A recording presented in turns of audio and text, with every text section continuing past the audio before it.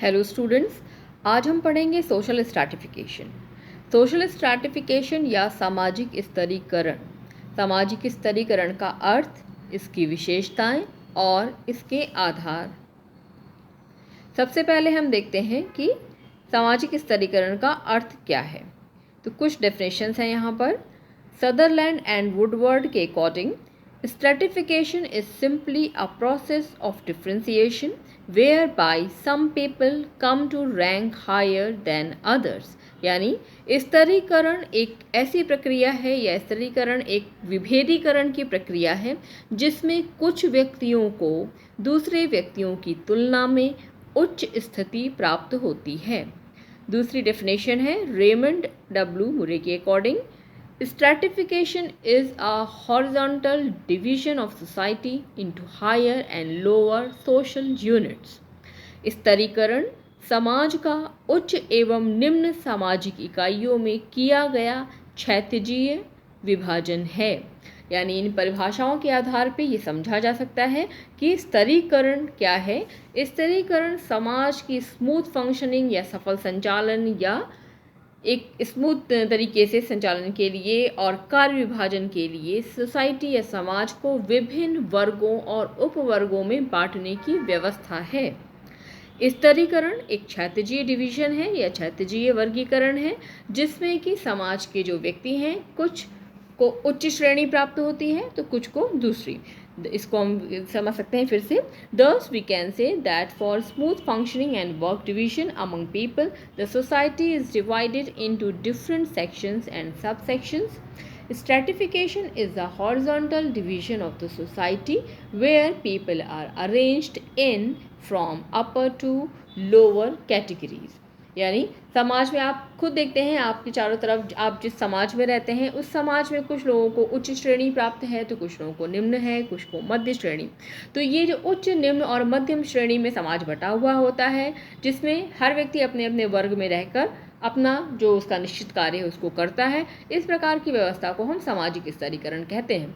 ये व्यवस्था समाज के सफल संचालन के लिए, लोगों के बीच में कार्य के विभाजन के लिए, उनमें विशेषीकरण की भावना को उत्पन्न करने के लिए ये समाज स्तरीकरण की व्यवस्था लगभग सभी समाजों में पाई जाती है।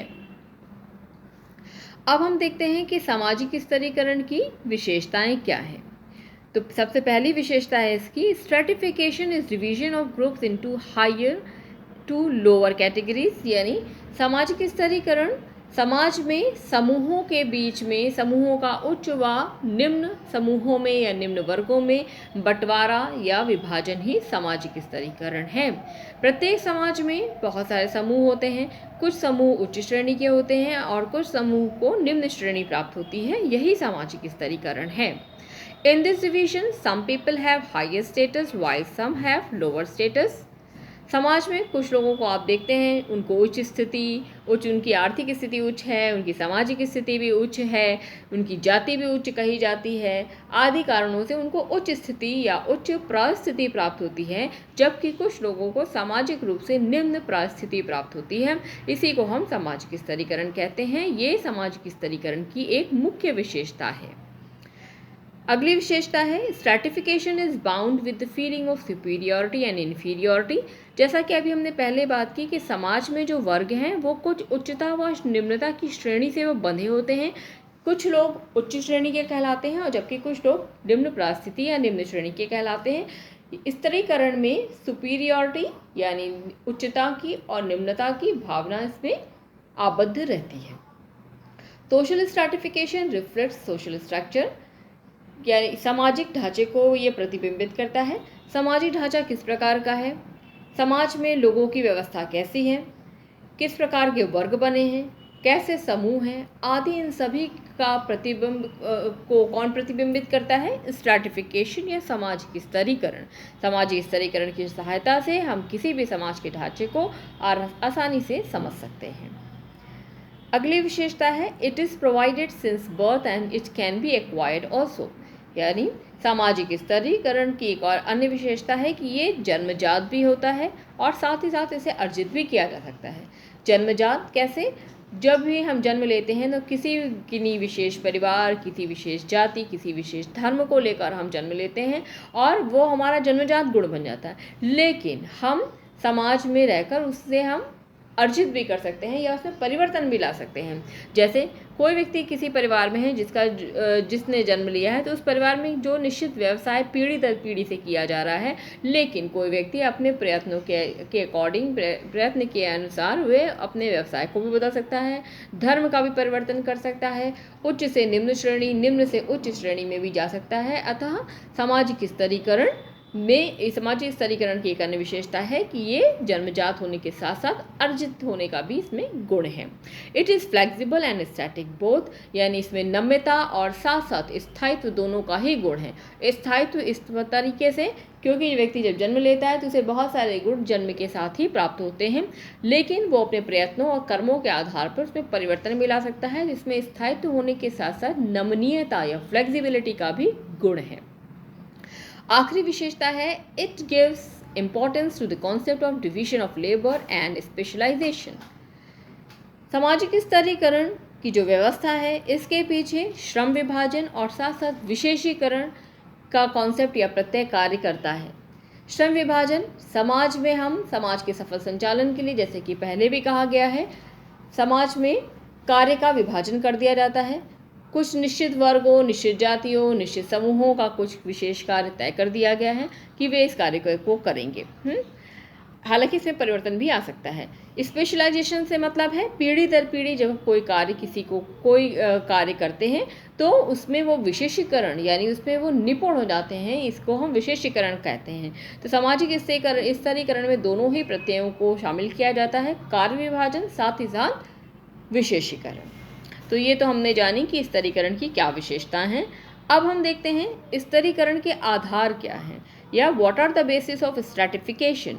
स्ट्रैटिफिकेशन या स्तरीकरण के कई सारे आधार हैं। पहला है बर्थ या जन्म, जैसे कि अभी हमने बात भी की थी कि जन्म के आधार पर समाज अपने आप स्वतः विभिन्न स्तरों में बंट जाता है।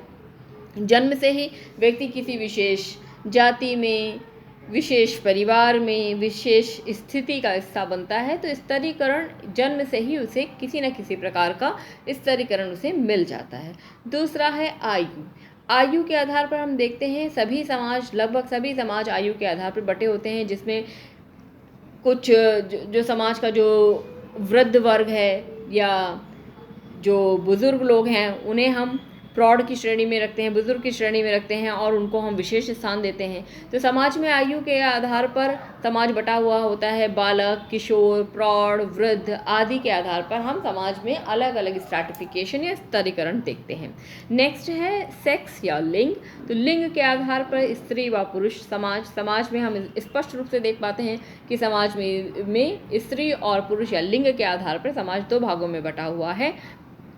किसी समाजों में स्त्री प्रधान समाज, वैसे तो पुरुष प्रधान समाज ही है, लेकिन कई समाज ऐसे भी हैं जहाँ पर स्त्रियों को अधिक महत्ता है, तो वो स्त्री प्रधान समाज भी कहलाते हैं। क्योंकि हमारे समाज में जहाँ हम रहते हैं वो पुरुष प्रधान समाज कहलाता है। स्त्रियों को भावुक, कमज़ोर माना जाता है, और जबकि पुरुष शक्तिशाली, कठोर, परिश्रमी माने जाते हैं, इसलिए पुरुष प्रधान समाज हमारे यहाँ हम अपने चारों तरफ देखते हैं। अगला है ऑक्यूपेशन या व्यवसाय। व्यवसाय के आधार पर समाज भी कई स्तरों में बटा होता है। जैसे पहले के प्राचीन समय की अगर हम बात करें तो 4 व्यवसाय मुख्य माने गए, 4 जातियों में समाज बटा हुआ था हमारा, ब्राह्मण, क्षत्रिय, वैश्य और शूद्र। और इसी ब्राह्मण, क्षत्रिय, वैश्य, शूद्र के आधार पर ही उनके व्यवसाय भी निश्चित थे। ये कहा गया कि ब्राह्मण पठन पाठन का कार्य करेंगे, क्षत्रिय प्रशासनिक या देश की रक्षा करेंगे, वैश्य है व्यवसाय का कार्य करेंगे, और शूद्र सेवा का कार्य करेंगे। तो ये सब व्यवसाय के आधार पर समाज प्राचीन काल से बटा आ रहा था, लेकिन धीरे धीरे परिवर्तन होते होते, शिक्षा का प्रचार प्रसार होते हुए अब व्यवसाय किसी जाति या धर्म विशेष से जुड़ा नहीं रह गया है, बल्कि कोई भी व्यक्ति किसी भी व्यवसाय में को अपना सकता है, किसी भी व्यवसाय में कार्य कर सकता है। नेक्स्ट पॉइंट है रिलीजन या धर्म।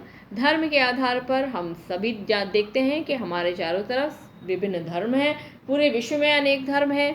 किसी भी समाज में अनेक धर्म के मानने वाले लोग रहते हैं। हिंदू, मुस्लिम, सिख, ईसाई, जैन, पारसी अनेक ऐसे धर्म हैं। इन धर्मों के आधार पर भी समाज में स्पष्ट स्तरीकरण देखने को मिलता है। नेक्स्ट है आर्थिक स्थिति या इकोनॉमिक स्टेटस।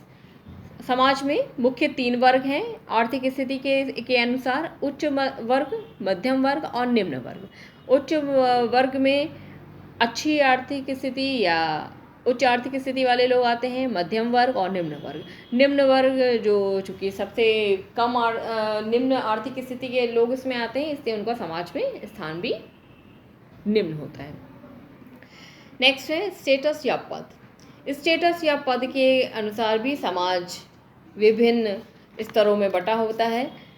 पद व्यक्ति की योग्यता, सामाजिक आर्थिक स्तर, नौकरी के स्तर के अनुसार भी सामाजिक स्तरीकरण किया जाता है। जैसे हम कह सकते हैं जो आईएएस वर्ग है, जो पीसीएस वर्ग है, क्लर्क है और परिचारक है, ये सारे वर्ग भी अलग अलग हैं। तो आईएएस में हम चूँकि सबसे ज़्यादा सम्मानित नौकरी इसको ही माना जाता है, तो आईएएस वर्ग को हम प्रथम श्रेणी में, पीसीएस सेकेंड, के क्लर्क थर्ड, परिचारक को हम फोर्थ, इस तरह से अलग अलग क्लासेस के हिसाब से या वर्ग के हिसाब से समाज में हम स्तरीकरण देखते हैं। लास्ट है निवास या रेसिडेंस। तो सामाजिक स्तरीकरण निवास स्थान एवं परिवेश के आधार पर भी किया जाता है।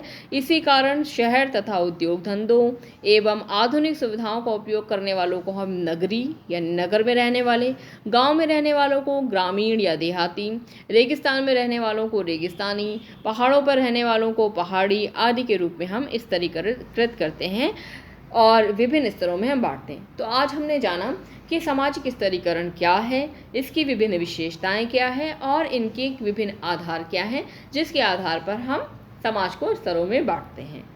Thank you.